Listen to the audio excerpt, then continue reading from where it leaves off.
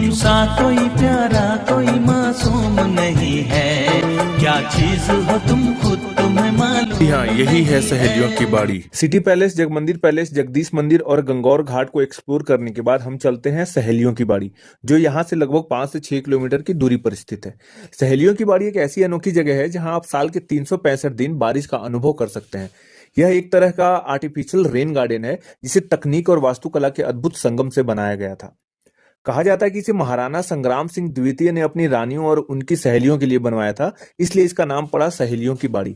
मान्यता है कि रानियों की इच्छा थी कि उनके लिए ऐसा स्थान बनाया जाए जहां वे हर दिन बारिश का आनंद ले सकें।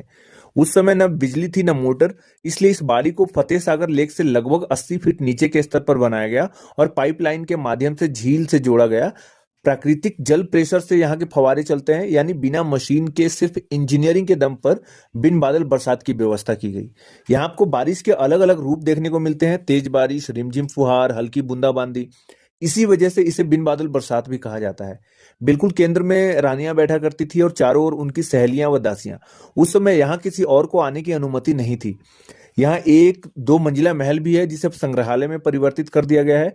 इसके पीछे स्थित है कमल तलई और पास ही है प्रसिद्ध सावन भादो फवारा। इस फवारे की आवाज बिल्कुल असली बारिश जैसी लगती है। अगर आप एक खास स्थान पर खड़े होकर सुने तो हल्की बारिश की फील साफ महसूस होगी। तकनीक और परंपरा का ऐसा संगम सच में हैरान कर देता है।